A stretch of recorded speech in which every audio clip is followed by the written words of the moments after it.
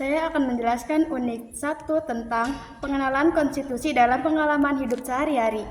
Konstitusi Undang-Undang Dasar Negara Republik Indonesia tahun 1945. Konstitusi merupakan pernyataan tentang bentuk dan susunan suatu negara yang dipersiapkan sebelum atau sesudah berdiri. Sebuah negara konstitusi sebuah negara merupakan hukum dasar tertinggi yang berisi tata penyelenggaraan negara.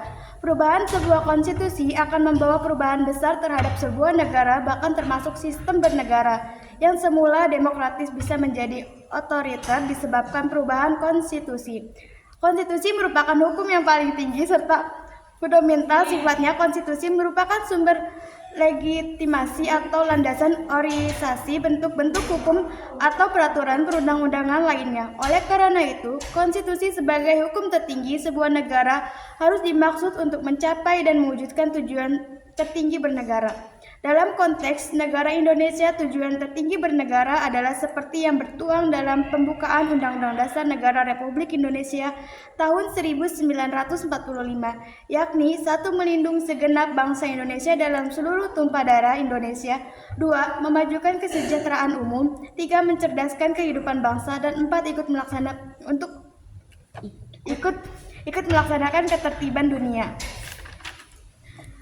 Ada dua macam konstitusi, yakni tertulis dan tidak tertulis. Indonesia memiliki Undang-Undang Dasar Negara Republik Indonesia tahun 1945 sebagai konstitusi tertulis dalam konvensi. Dalam Kamus Besar Bahasa Indonesia atau KBBI, konvensi adalah permufakatan atau kesepakatan terutama mengenai adat, tradisi, dan sebagainya. Konvensi merupakan aturan-aturan dasar yang timbul dan terpelihara atau dilakukan terus-menerus dan berulang-ulang dalam praktik penyelenggaraan negara Indonesia. Bertentangan negara Undang-Undang Dasar Negara Republik Indonesia tahun 1945 dan pelengkapan atau pengisi kekosongan yang timbul dalam praktik penyelenggaraan negara. Contohnya adalah pidato Presiden setiap tanggal 16 Agustus.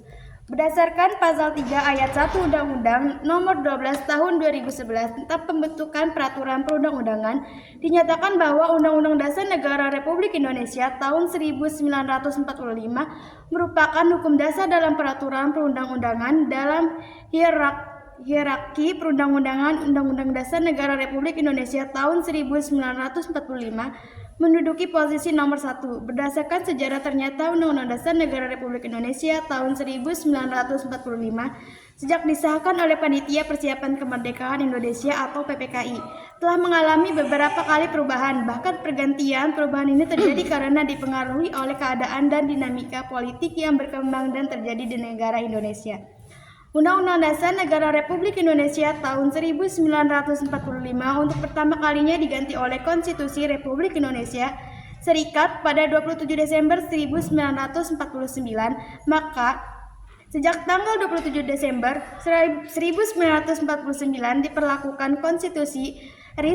Penggantian ini membawa dampak yang sangat besar dalam kehidupan ketatanegaraan Indonesia. Salah satunya adalah perubahan negara kesatuan Indonesia menjadi negara serikat. Secara garis besar, perubahan pada amandemen adalah sebagai berikut. Yang pertama, mempertegas prinsip negara berdasarkan atas hukum atau pasal ayat 3 dengan menempatkan kekuasaan kehakiman sebagai kekuasaan yang memerdeka, penghormatan kepada hak asasi manusia, serta kekuasaan yang dijalankan atas prinsip due process of law. 2. Mengatur mekanisme pengangkatan dan pemberhentian para pejabat negara seperti hakim. Ketiga, sistem konstitusional berdasarkan perimbangan kekuasaan atau check and balance case, yaitu setiap kekuasaan dibatasi oleh Undang-Undang Dasar berfungsi masing-masing. Yang keempat, setiap lembaga negara sejajar kedudukannya di bawah Undang-Undang Dasar Negara Republik Indonesia tahun 1945. Yang kelima, menata kembali lembaga-lembaga negara ada serta membentuk beberapa lembaga negara baru agar sesuai dengan sistem konstitusional dan prinsip negara berdasarkan hukum. Dan yang terakhir ada penyempurnaan pada sisi kedudukan dan kewenangan masing-masing lembaga negara disesuaikan dengan perkembangan negara demokrasi modern. Saya akan menjelaskan unit 2 tentang pengenalan norma dalam kehidupan sehari-hari. Tentang norma. Menurut Kamus Besar Bahasa Indonesia atau KBBI, versi online Orma memiliki dua makna. Pertama, aturan atau ketentuan yang mengikat warga kelompok dalam masyarakat. Dipakai sebagai panduan, tatanan, dan pengendali tingkah laku yang sesuai dan berterima. Dalam pengertian ini, maka norma adalah sesuatu yang berlaku dan setiap warga harus mentaatinya. Kedua, aturan, ukuran atau kaidah yang dipakai sebagai tolak ukur untuk menilai atau memperbandingkan sesuatu. Ada 4 norma, yakni yang pertama adalah norma susila, aturan pergaulan dalam masyarakat yang bersumber dari hati nurani manusia yang berkaitan dengan pemahaman baik dan buruk yang ada dalam kehidupan masyarakat. Norma kedua, norma sosial, aturan pergaulan dalam masyarakat yang menaati tindakan manusia dalam pergaulan dengan sesamanya seperti bagaimana bicara dan bertindak yang sopan. Norma ketiga, norma agama, aturan pergaulan dalam masyarakat yang bersumber dari ajaran agama. Yang keempat, norma hukum, aturan pergaulan dalam masyarakat yang berasal dari peraturan yang dibuat oleh pemerintah dan atau DPR di berbagai tingkatan. Nah, norma diperlukan agar interaksi antar manusia dapat berjalan dengan baik, saling menghormati, saling memberi, tolong-menolong dalam kebijakan dan menyayangi. Norma merupakan kesepakatan sosial. Kisi-kisi kesepakatan dapat bersumber dari manapun, dari ajaran agama, hubungan sosial, aturan kesusilaan, maupun hukum formal. Aturan main dalam norma terkadang rigid atau kaku, tetapi terkadang sangat fleksibel. Bila konstitusi atau regulasi negara memiliki ganjaran atau reward dan hukuman punishment, demikian juga dengan norma. Dalam norma, yang melanggar akan mendapatkan hukum dengan ketentuan yang telah disepakati anggota masyarakat. Hadiah dan hukuman dalam norma terkadang berupa pemberian dan sanksi sosial atau disebut kultura, bukan pemberian material atau hukuman fisik. Ada pula norma yang tidak ditulis seperti antar tetangga harus saling membantu bila ada kesulitan, agar warga tidak boleh melakukan aktivitas yang dapat mengganggu tetangga, seperti membunyikan musik keras-keras dan lain sebagainya. Di lembaga pendidikan seperti sekolah, tempat kita menuntut ilmu, ada pula aturan main, yang tertulis antara lain dalam bentuk tata tertib peserta didik dalam kelas. Yang tidak tertulis, misalnya peserta didik harus membantu bila ada kesulitan dan saling menghormati antar perbedaan. Nah, jadi itu penjelaskan tentang pengenalan norma dalam kehidupan sehari-hari. Saya akan menjelaskan unit 3 tentang hubungan era Pancasila dan UUD NI tahun 1945. Dan di sini ada satu tujuan pembelajaran. Peserta didik mampu melihat dan memahami hubungan antara Pancasila dan UUD RI tahun 1945, paling tidak meliputi Pancasila sebagai ideologi dan falsafah negara sekaligus merupakan sumber dari segala sumber hukum. UUD NI tahun 1945 merupakan konstitusi tertulis negara di Indonesia. Posisinya menjadi sumber hukum di Indonesia dan contoh hubungan erat antara Pancasila dan UUD RI tahun 1945. Hubungan Pancasila dan UUD NI tahun 1945, maka disusunlah kemerdekaan kebangsaan Indonesia itu dalam suatu Undang-Undang Dasar Negara Republik Indonesia yang terbentuk dalam suatu susunan negara Republik Indonesia yang berkedaulatan rakyat dengan berdasarkan kepada ketuhanan yang Maha Esa, kemanusiaan yang adil dan beradab, persatuan Indonesia dan kerakyatan yang dipimpin oleh hikmat kebijaksanaan dalam permusyawaratan dan perwakilan, serta dengan mewujudkan suatu keadilan sosial bagi seluruh rakyat Indonesia. Posisi Pancasila. 5 sila kelima. Pancasila dituliskan tinta abdi dalam pembukaan UUD NRI tahun 1945. Kelima sila tersebut digali dari nilai-nilai dan tradisi yang berkembang selama berabad-abad di negeri Indonesia. Nilai-nilai tradisi yang baik dirumuskan oleh para pendiri bangsa, the founding father. Kita dalam 5 sila Pancasila menjadi landasan dalam pelaksanaan cita-cita berbangsa dan bernegara.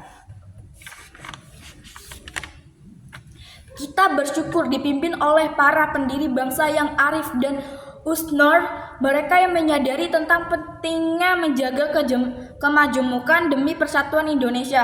Oleh karena itu, dalam rapat panitia persiapan kemerdekaan itu, Indonesia PPKI tanggal 18 Agustus 1945. Mereka bersepakat mengubah rumusan sila pertama Pancasila ketika akan disepakati masuk dalam pembukaan UUD NRI tahun 1945. Penempatan Pancasila sebagai sumber dari segala sumber hukum negara sesuai dengan pembukaan Undang-Undang Dasar Negara Republik Indonesia tahun 1945. Alinea keempat. Setelah sila pertama, Pancasila berubah selanjutnya kearifan. Dalam para pendiri bangsa turut mengubah dua hal kata-katanya mukadimah. Dalam pembukaan UUD NRI 1945 berubah menjadi pembukaan dan ketentuan pasal 6 ayat 1 yang semula menetapkan presiden ialah orang Indonesia asli dan beragama Islam. Disepakati syarat beragama Islam tidak dimasukkan dalam pasal tersebut untuk Indonesia Raya, maka kita dalam jaga Indonesia dalam kebinekaan. Yang ketiga, Pancasila ideologi falsafah. Pancasila sebagai landasan dalam pelaksanaan cita-cita atau tujuan berbangsa dan bernegara, sumber segala hukum, setiap materi muatan peraturan perundang-undang, setiap tidak boleh bertanggang nilai-nilai yang terkandung dalam Pancasila. Yang kedua, payung keragaman. Pancasila adalah titik temu atas keragaman warga negara Indonesia.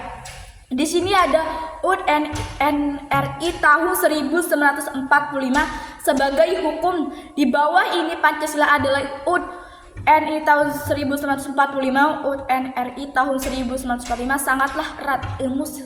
Ilmu sila kelima Pancasila terpati tapi dalam pembukaan UUD NRI tahun 1945. Oleh karena itu pula pembukaan UUD NRI tahun 1945 tidak bisa diamkan demi seperti batang tubuh dan penjelasan UUD NRI tahun 1945. Menurut manakah konstitusi yang tidak pada ketentuan tentang perubahan Undang-Undang Dasar hanya pasal-pasal UUD NRI tahun 1945 tidak termasuk pembukaan UUD NRI tahun 1945. Selalu mendasarkan kepada Pancasila yang tertulis dalam pembukaan UUD NRI tahun 1945 beserta rangkaian cita-cita berbangsa dan bernegara. Oleh karena itu, UUD NRI tahun 1945 menjadi hukum dasar dalam seluruh peraturan perundang-undang yang disahkan di negara Kesatuan Republik Indonesia. Sekian dari saya. Saya akan menjelaskan unit 4 tentang membuat kesepakatan bersama. Dalam Kamus Besar Bahasa Indonesia KBBI, kesepakatan atau maknanya konsensus. Sedangkan konsensus adalah kesepakatan kata atau permufakatan bersama mengenai pendapat, pendirian, dan sebagainya yang dicapai melalui kebetulan suara. Kesepakatan bersama juga berkait dengan negosiasi. Kamus Besar Bahasa Indonesia KBBI mendefinisikan negosiasi sebagai satu proses tawar-menawar dengan jalan berunding guna mencapai kesepakatan bersama antara satu pihak, kelompok, atau organisasi dan pihak kelompok organisasi yang lain, atau dua, menyelesaikan sengketa secara damai melalui perundingan antara pihak yang bersengketa. Kesepakatan bersama dapat dikaitkan dengan integrasi sosial. Integrasi sosial merupakan proses penyesuaian di antara unsur-unsur yang saling berbeda dalam kehidupan masyarakat. hingga menghasilkan pola kehidupan masyarakat yang memiliki keserasian fungsi. Integrasi sosial diperlakukan agar masyarakat tidak bubar meskipun menghadapi berbagai tantangan, baik berupa tantangan fisik ataupun konflik yang terjadi secara sosial budaya. Dalam integrasi sosial, kesepakatan bersama mewujud dalam bentuk asilisme, pembauran kebudayaan, dan akulturasi penerimaan sebagai unsur asing. Antara Pancasila, Undang-Undang Dasar NRI tahun 1945, dan kesepakatan bersama dan kehidupan sosial, semua memerlukan komitmen untuk dilakukan atau ditaati. Pelanggaran atas kesepakatan formal kenegaraan dan dalam Pancasila dan Undang-Undang Dasar NKRI tahun 1945 atau peraturan perundang-undang yang lain akan menyebabkan kehidupan bernegara tidak dapat mencapai idealita yang diharapkan bersama. Demikian pula kesepakatan bersama tidak mengindahkan aturan bersama dalam integrasi sosial. Ini akan membuat hubungan masyarakat menjadi tidak harmonis dan memungkinkan terjadi konflik sosial. Dalam membuat norma dalam masyarakat atau dalam lembaga pendidikan, selalu diasumsi berangkat dari kesepakatan bersama, diandaikan ada sebuah partisipasi yang aktif dari anggota masyarakat atau civitas akademik dalam satu lembaga pendidikan. Dengan partisipasi, maka diharapkan sebuah norma akan lebih baik dan dapat diterapkan lebih aktif. Saya akan menjelaskan unit 5 tentang produk dan hierarki perundang-undangan. Peraturan perundang-undangan adalah peraturan tertulis yang memuat norma hukum yang mengikat secara umum dan dibentuk atau ditetapkan oleh lembaga negara atau pejabat yang berwenang melalui prosedur yang ditetapkan dalam peraturan perundang-undangan. Saat itu kita memiliki Undang-Undang Nomor 12 Tahun 2011 tentang pembentukan peraturan perundang-undangan. Undang-undang ini mencakup tahapan perencanaan, penyusunan, pembahasan, pengesahan, atau penetapan, dan pengundangan sebuah peraturan perundang-undangan. Mengapa undang-undang ini dipandang penting? Beberapa pertimbangan diantaranya adalah sebagai berikut. A. Untuk mewujudkan Indonesia sebagai negara hukum, negara berkewajiban melaksanakan pembangunan hukum nasional yang dilakukan secara terencana, terpadu, dan berkelanjutan dalam sistem hukum nasional yang menjamin perlindungan hak dan kewajiban. B. Untuk memenuhi kebutuhan masyarakat atas peraturan perundang-undangan yang baik, perlu dibuat peraturan mengenai pembentukan peraturan perundang-undangan yang dilaksanakan dengan cara metode yang pasti, buku dan standar yang mengikat semua lembaga yang berwenang membentuk peraturan perundang-undangan. Kita memiliki Undang-Undang Nomor 12 Tahun 2011 tentang pembentukan peraturan perundang-undangan berdasarkan kepada pasal 7 ayat 1 Undang-Undang Nomor 12 Tahun 2011. Berikut adalah jenis dan hierarki peraturan perundang-undangan yang berlaku Indonesia. 1. Undang-Undang Dasar Negara Republik Indonesia tahun 1945. 2. Ketetapan Majelis Permusyawaratan Rakyat. 3. Undang-undang atau peraturan pemerintah pengganti undang-undang. 4.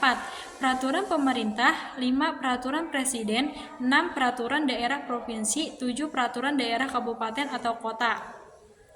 Selain 7 jenis peraturan perundang-undangan di atas, Pasal 8 Undang-Undang Nomor 12 Tahun 2011 tentang pembentukan peraturan perundang-undangan juga mengakui jenis perundang-undangan yang lain, yakni mencakup peraturan yang ditetapkan oleh Majelis Permusyawaratan Rakyat, Dewan Perwakilan Rakyat, Dewan Perwakilan Daerah, Mahkamah Agung, Mahkamah Konstitusi, Badan Pemeriksa Keuangan, Komisi Yudisial, Bank Indonesia, materi, badan, lembaga, atau komisi yang setingkat yang dibentuk dengan undang. Di sini saya akan menjelaskan tentang unit 6, hubungan antara perundang-undangan. UU tentang pembentukan peraturan perundang-undangan adalah bagian dari pembangunan hukum nasional. Pembentukan peraturan perundang-undangan dari merencanakan sampai menetapkan. melibatkan legislatif dan eksekutif di tingkat nasional dan daerah. Juga partisipasi masyarakat. Seharusnya masing-masing produk perundang-undangan dapat sinkron dan saling melengkapi. Dan negara seperti yang dicita-citakan dalam pembukaan Undang-Undang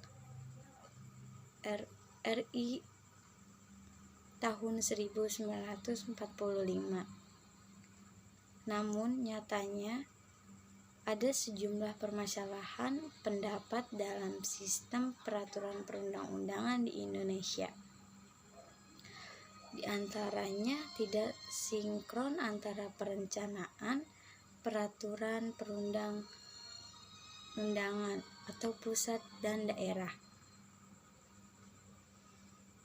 dengan perencanaan dan kebijakan pembangunan. Bahkan ada beberapa peraturan perundang-undangan yang menyimpan dari materi muatan yang seharusnya diatur. Tidak sinkron antara perencanaan pembangunan dan perencanaan legislasi dapat tergambar dalam dokumen perencanaan pembangunan dan dokumen perencanaan legislasi periode tahun 2015 sampai 2019 dari 70 rancangan undang-undang dalam usulan RPJPRU,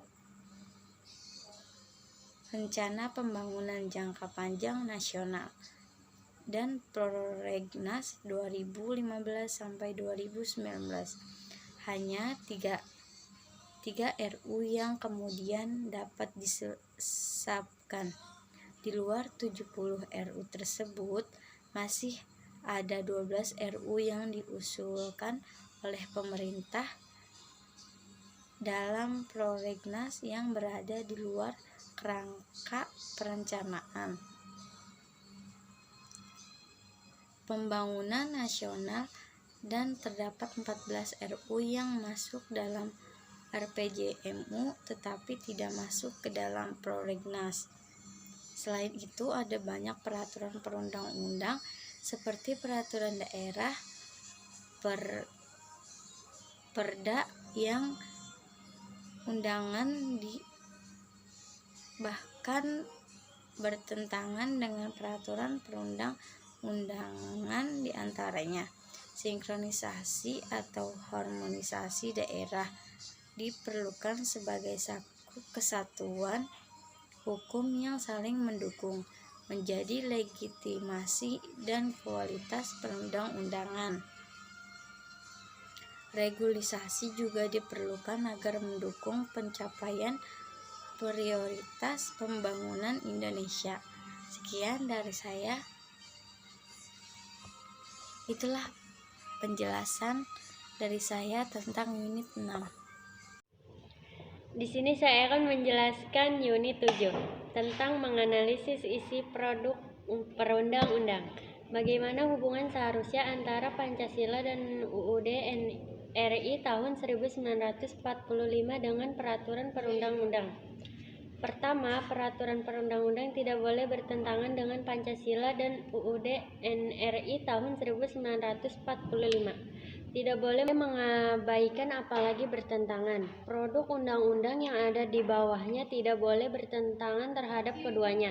Jika sila pertama Pancasila menyebutkan ketuhanan yang Maha Esa pada pasal 29 ayat 1 dan 2 memberikan jaminan kebebasan beragama. Undang-undang hingga peraturan daerah tidak boleh menuliskan norma-norma hukum yang melarang kebebasan beragama. Kedua, peraturan undang-undang yang ada di bawah UUD NRI tahun 1945 harus merujuk atau memiliki cantolan terhadap pasal atau ayat yang ada dalam UUD NRI 1945. Hal demikian berlaku secara hierarki dalam urutan perundang-undang, sehingga sebuah peraturan daerah misalnya bukan kepada undang-undang atau peraturan pemerintah yang ada di atasnya, yang sejalur perihal yang diatur. Ketiga, isinya harus searah dan mendukung terhadap peraturan perundang-undang yang di atasnya. Norma hukum yang ada harus dapat dilaksanakan, memperhatikan rasa keadilan masyarakat dan tidak berpeluang digunakan untuk korupsi. Adapun contoh peraturan undang-undang: 1. Tidak boleh bertentangan. 2. Harus merujuk. 3. Harus selaras. 4. Isinya harus searah. 5. Istilah yang digunakan harus jelas.